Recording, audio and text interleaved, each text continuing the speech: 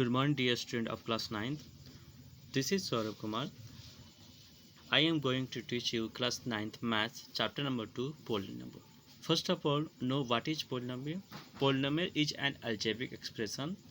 Polynomial क्या बेटा, एक अलजेब्रिक एक्सप्रेशन है जिसमें आपके वेरिएबल और कांस्टेंट मौजूद होते हैं, जो में सिर्फ और सिर्फ ऑपरेशन जैसे कि एडिशन, सब्ट्रैक्शन, मल्टीप्लिकेशन और नॉन नेगेटिव इंटीजर जो होते हैं वो वेरिएबल के एक्सपोनेंट के फॉर्म में आते हैं, यानी पावर के फॉर्म में आते हैं। उससे हम लोग क्या कहते हैं, पोलिनोमियल कहते हैं।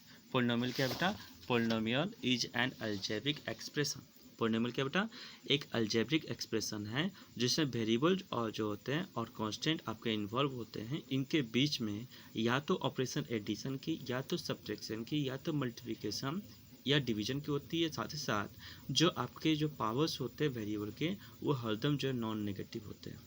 ठीक है, नॉन नेगेटिव इंटीजर्स होते हैं। आप इंटीजर्स बहुत पहले जानकारी कर चुके हो। All positive and negative numbers with a zero, that is known as integer. तो यहाँ पर आप देख सकते हो, यहाँ पे एक वेरिएबल है जिसका नाम क्या है, एक्स स्क्वायर, और इसका पावर देखो 2 है, यानी पावर 2 जो है वो नेगेटिव नॉन नेगेटिव है। यहाँ 4 मल्टीप्लाई एक्स है, देखो दोनों को सेपरेट किया हमने किसके साथ, प्लस साइन के साथ, और फिर +7 है।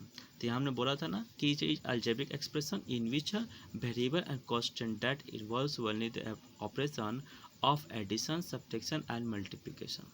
ठीक है, the terms of algebraic expression each part is expression separated by the plus और माइनस साइन।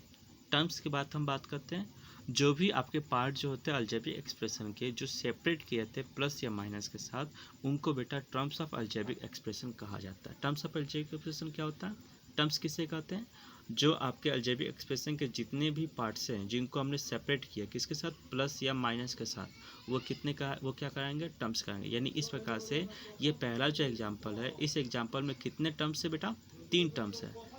एक टर्म्स एक्स स्क्वायर, दूसरा टर्म्स 4x है, और तीसरा टर्म्स 7 है।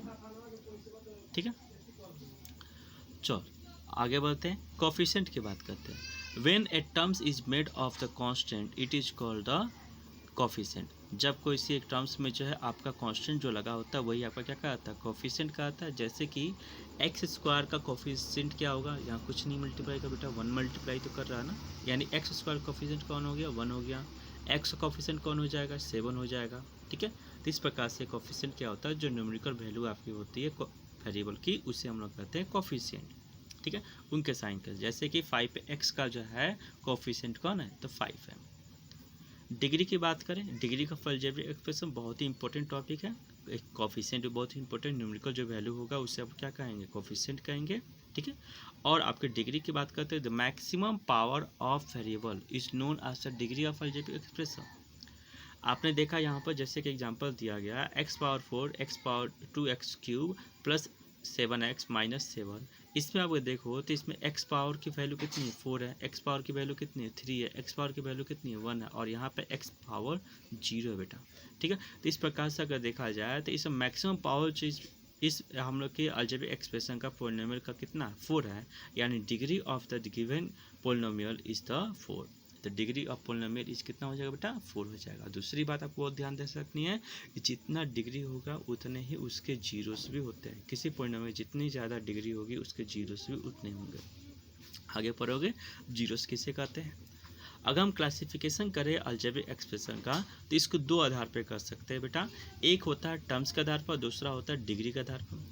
On the basis of terms के आधार पर हम इसे बांटेंगे मोनोपोलिनोमियल, बाइपोलिनोमियल, ट्राइनोमियल एंड पोलिनोमियल। मोनोमियल का मतलब होता है एक ऐसा पोलिनोमियल जिसमें सिर्फ और सिर्फ एक टर्म्स मौजूद, जैसे 4x, जैसे 5x, जैसे 7x स्क्वायर, जैसे 3x क्यूब। ठीक है, मतलब कुछ भी जो कि सिर्फ और सिर्फ एक है, जिसमें प्लस और माइनस साइन इंक्लूडेड नहीं है। ठीक है, बाइनोमियल जिसमें जो है 2 टर्म्स मौजूद होते हैं, यानी 2 आपके टर्म्स होंगे और उनको सेपरेट करने के लिए एक प्लस या एक माइनस की साइन दी गई है, उसे 2 टर्म्स वाला कहेंगे, जैसे 5x + 2।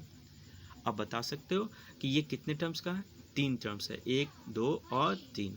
जिसके टर्म्स की संख्या 3 होती है बेटा, उसे हम लोग क्या कहते हैं, ट्राइनोमियल कहते हैं। जिसमें टर्म्स की संख्या 3 से अधिक होती है बेटा, उसे पोलिनोमियल कहते हैं। जैसे ये हो गया, और जैसे कि एक और है यहाँ पर x square plus 2x cube plus 7x minus 7, ये क्या कराएगा बेटा, ये आपका कराएगा पोलिनोमियल।